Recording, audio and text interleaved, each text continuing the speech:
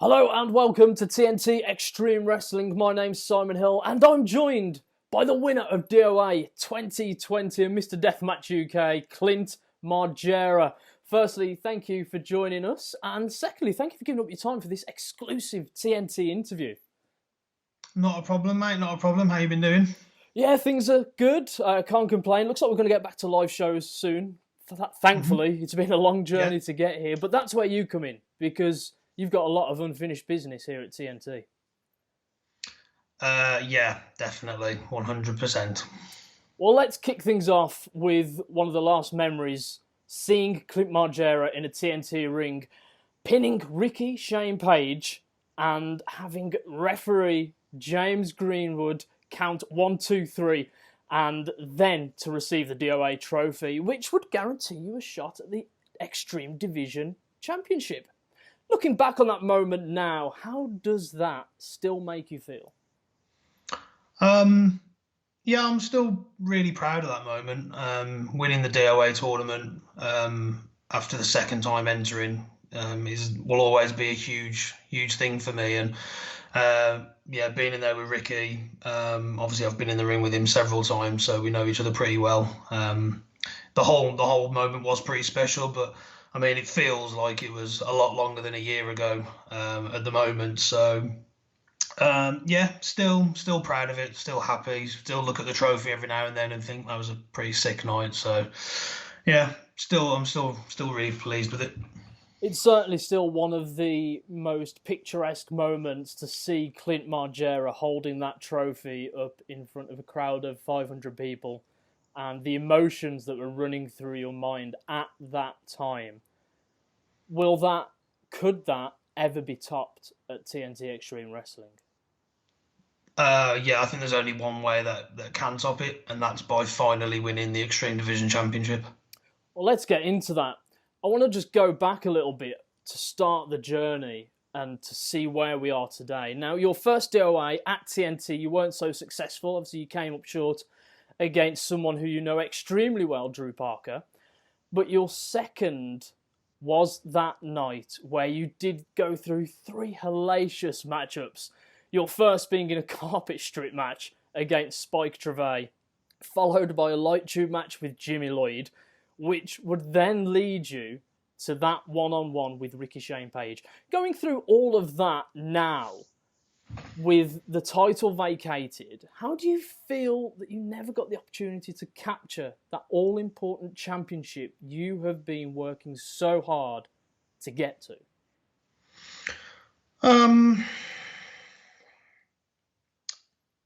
Pissed off, to be honest. But situations being what they are with the world, couldn't be helped, obviously. But when you go through those kind of matches and you come out of it successful at the very end of the night, and you've got all these goals and these dreams that you're working towards, and then for it to just be completely taken away, and I'm sure a lot of people will probably feel the same in wrestling and outside of wrestling, when you have all those plans and all those ideas for yourself for that year, to have it could just completely ripped away from you because of a virus, it pisses you off, and I'm angry. I'm angry that I never got to have that match. I'm angry that I never got to solidify winning the tournament, because even though I did win the tournament, having that match and getting that opportunity to win the Extreme Division Championship would have put the seal on it. You know what I mean? Absolutely. So having to wait so long to even get anywhere close to that happening, yeah, I'm pissed off. I'm angry about it. Well, the momentum was well and truly in your favour. As you just said, you were going into that championship opportunity with all of that, and lack of a better term, taken away from you. Does Clint Margera still feel like he's got a lot to prove, not just to the TNT fans, but to himself? I still feel like I need to prove something, definitely. Yeah.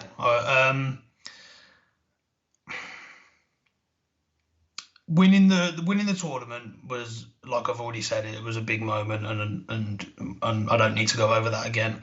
But I still feel like I have a lot to prove, and maybe it's more to myself than to other people.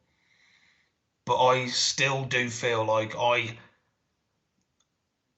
I don't just want to win the belt. I need to win it. I've said that before in the past. I need that championship more than I need oxygen. Do you know what I mean? Like, I have to win this championship because I've got everything to gain, but I've also got a lot to lose by not winning it. And that's how I feel. And I still feel like I have got a lot to prove. I've got a lot to prove to myself. I've got to win it. There's just there's no way around it. Let's talk about what you're up against when we return. June 26th, Hangar 34 in Liverpool. Our special return event going off big time, which, funnily enough, I'm not sure if you remember this, was also the event where you made your TNT debut back in 2018 against BT Gunn. It was, correct. Correct, it was, yeah. Well, you'll be back at Going Off Big Time, and you'll be in a fatal four-way with 3 other men, all of which you have a history with: Jack Jester, Stevie Boy, and Big Effin' Joe. And the winner will be crowned the TNT Extreme Division Champion. How do you mentally prepare to once again go through one hell of a brutal battle with 3 guys who are all hungry for the same thing?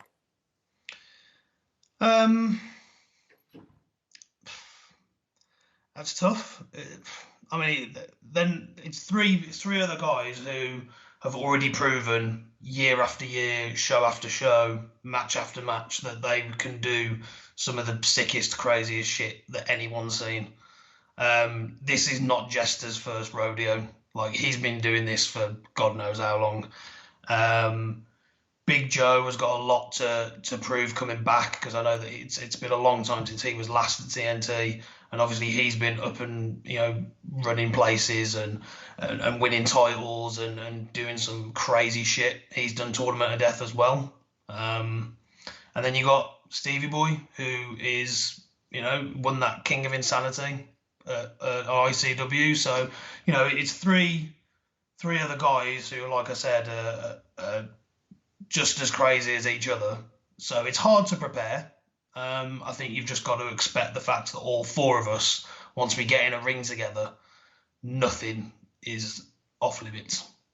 I think it's going to be crazy. I think it's going to get ridiculous. And I absolutely can't wait for that, because like I say, it's been so long. I am chomping at the bit. And we mentioned there all the competitors. You broke them down for us, and there are 2 there. We all know about Jack Jester, who's not scared to take a beating as well as give one hell of a beating.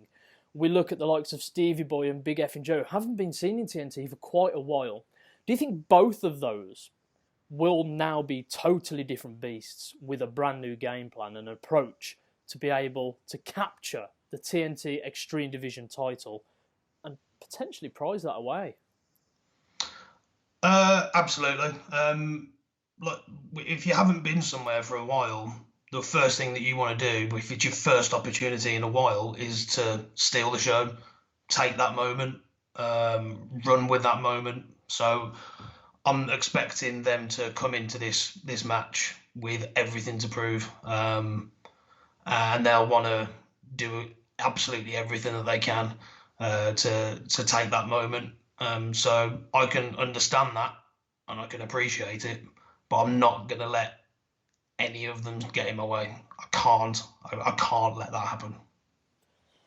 I recently sat down with TNT Extreme Wrestling's general manager, Kid Lykos, and I asked him if he believed that you should be rewarded with the Extreme Division title, as opposed to just seeing Clint Margera once again have to go through another intense battle and to not even be guaranteed a title by the end of it.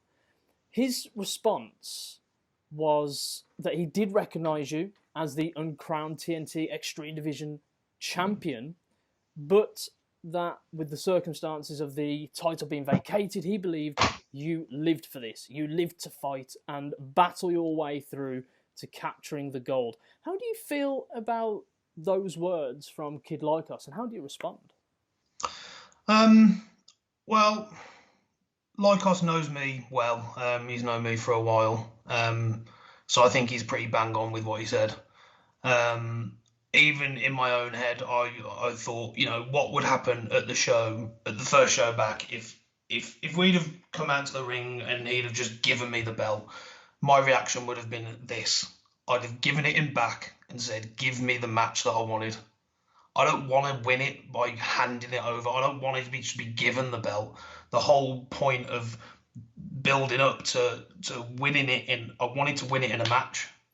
I didn't want to be given the belt. So if he'd have given that to me, I'd have given it to him straight back and said, thanks, but no thanks. Send someone out here, get me all of the shit, give me all the light tubes, give me all the barbed wire, give me all the glass, let me bleed and let me bleed for this belt. Because if he'd have handed it to me, I'd have given it back and done exactly that. So for him to say he understands that I live for this shit, he's exactly right. And like I say, he knows me well enough, so everything he said was spot on. Wow, what an incredible statement that is. And to know now that you are going to get that match, albeit against 3 other competitors for this belt, are we going to see the hungriest Clint Margera we've ever seen? Absolutely. And I can't say much more other than the fact that I have to walk out of that show with that belt. And if for any reason I don't walk out of that show with that belt, I've really got to take a long look at what's next. Where do I go from here? Yeah, but at the moment, focus is completely on winning. Going in there with 3 guys who are nails, and I've got to walk out as the winner. So 4 are going to go in, and I've got to be the last one standing. Well, we can't wait to see the conclusion to this incredible journey that you've had, and certainly can't wait to see you back in the ring. June 26th, Clint Margera will be in a fatal 4-way for the Extreme Division title. Will he finally get what he's deserved for so long? Clint Margera, thank you so much for your time. I really appreciate it. No problem, Simon. Take care, mate. Thank you.